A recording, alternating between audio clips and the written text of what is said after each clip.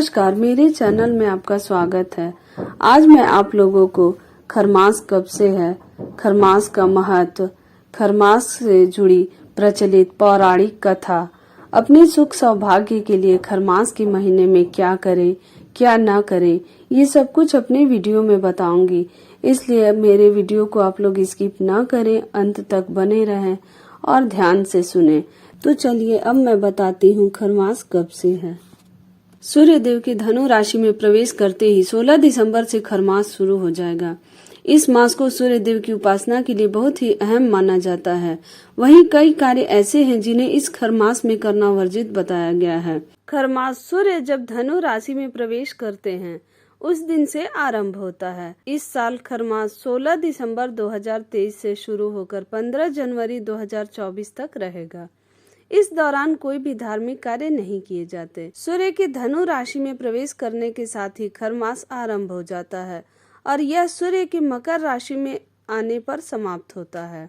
अतः इस समय सगाई, शादी, वधु प्रवेश, गृह प्रवेश, घर निर्माण, नया व्यापार का आरंभ तथा किसी भी तरह का कोई भी मांगलिक कार्य न करें। खरमास में पूरे महीने में सूर्योदय से पहले उठकर स्नान आदि करके प्रतिदिन चढ़ते सूरज को अर्घ्य अर्पित करें।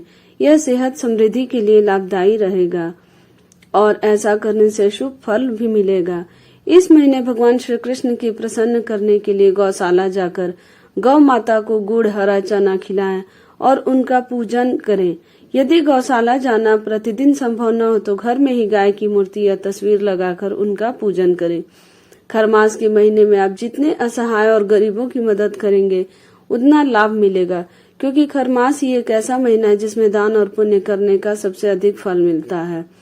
प्रतिदिन ब्रह्म मुहूर्त में उठकर स्नानादि से निवृत्त होकर श्री कृष्ण का केसर मिले दूध से अभिषेक करें और कम से कम 11 बार विष्णु मंत्र ओम नमो भगवते वासुदेवाय का तुलसी की माला से जाप करें।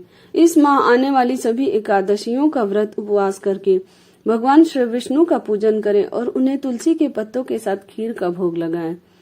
हिंदू धर्म में इस महीने को शुभ नहीं माना जाता, अतः हिंदू धर्म के विशिष्ट व्यक्तिगत संस्कार भी निषेध हैं, जैसे नामकरण, यज्ञोपवीत, शुभ विवाह और कोई भी धार्मिक संस्कार नहीं करना चाहिए। जिनकी कुंडली में सूर्य कमजोर स्थिति में हो उन्हें सूर्य देव का पूजन, अर्घ्य, उपासना आदि इस माह अवश्य करना चाहिए। इस माह पर्यंत श्री विष्णु का पूजन करके तीर्थ स्थान पर जाकर स्नान आदि करके दान करना चाहिए। इस महीने नए वस्तुओं, नया घर, प्लाट, घर अथवा कार या इलेक्ट्रॉनिक सामान की खरीदारी नहीं करनी चाहिए। नौकरी अथवा कार्य क्षेत्र में उन्नति के लिए खरमास की 9वीं तिथि को छोटी कन्याओं को भोजन करवाएं। यह पुण्य फलदायी कार्य होगा। इस माह में बुरे अथवा कुविचारों को त्यागे, बुरी आदतें और नशे की लत को छोड़ दें। दुराचार आदि का भी त्याग करके धार्मिक कार्यों में मन लगाएं। इस महीने में प्रतिदिन सूर्य देव की उपासना करके आदित्य हृदय स्तोत्र का पाठ करें। इस माह सायंकाल के समय सूर्य देव की आराधना करने से जहां जीवन पर्यंत भौतिक सुखों की प्राप्ति होती है, वहीं अन्न, जल आदि किसी भी वस्तु की जीवन में कमी नहीं रहती। यश कीर्ति की चाह रखने वालों को उत्तम स्वास्थ्य, शिक्षा, संतान और करियर में सफलता के लिए प्रतिदिन प्रातः काल में उग रहे लाल सूर्य देव को अर्घ्य देना चाहिए। इस महीने अपने इष्ट देव की पूजा अर्चना और सेवा करने तथा दान देने से पुण्य का संचय होता है। उगते सूर्य को तांबे के पात्र से अर्घ्य दे, सूर्य चालीसा और सूर्य के मंत्रों का जाप करें, भगवान विष्णु की पूजा करें। लेकिन याद रहे कि तांबे के पात्र में रखे हुए जल को ग्रहण न करें। इस महीने खरमास में पीपल वृक्ष का पूजन करना शुभ फलदायी माना जाता है, क्योंकि पीपल में ब्रह्मा, विष्णु, महेश तीनों का वास होता है। मैं आप लोगों को खरमास से जुड़ी पौराणिक कथा सुनाने जा रही हूँ। एक कथा के अनुसार एक बार सूर्य देवता अपने 7 घोड़ों के रथ पर सवार होकर ब्रह्मांड की परिक्रमा करने के लिए निकल पड़ते हैं, लेकिन इस दौरान उन्हें कहीं पर भी रुकने की इजाजत नहीं थी। यदि इस दौरान वह कहीं रुक जाते तो पूरा जनजीवन भी ठहर जाता। परिक्रमा शुरू की गई, लेकिन लगातार चलते रहने के कारण उनके रथ में जूते घोड़े थक गए थे और घोड़ों को प्यास लगने लगी। घोड़ों की उस दयनीय दशा को देखकर सूर्य देव को उनकी चिंता होने लगी।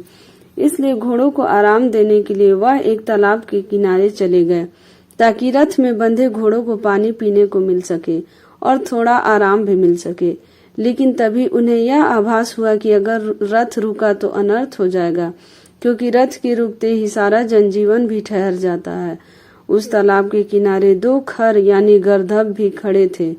जैसे ही सूर्यदेव की नजर उन 2 गधों पर पड़ी, उन्होंने अपने घोड़ों को विश्राम करने के लिए वहीं तालाब किनारे छोड़ दिया और घोड़ों की जगह पर गधों को अपने रथ में जोड़ दिया ताकि रथ चलता रहे। लेकिन उनके कारण रथ की गति धीमी हो गई। फिर भी जैसे तैसे किसी तरह 1 मास का चक्र पूरा हुआ।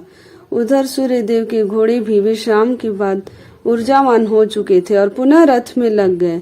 इस तरह हर साल यह क्रम चलता रहा और हर वर्ष में 1 सौर मास खरमास कहलाता है।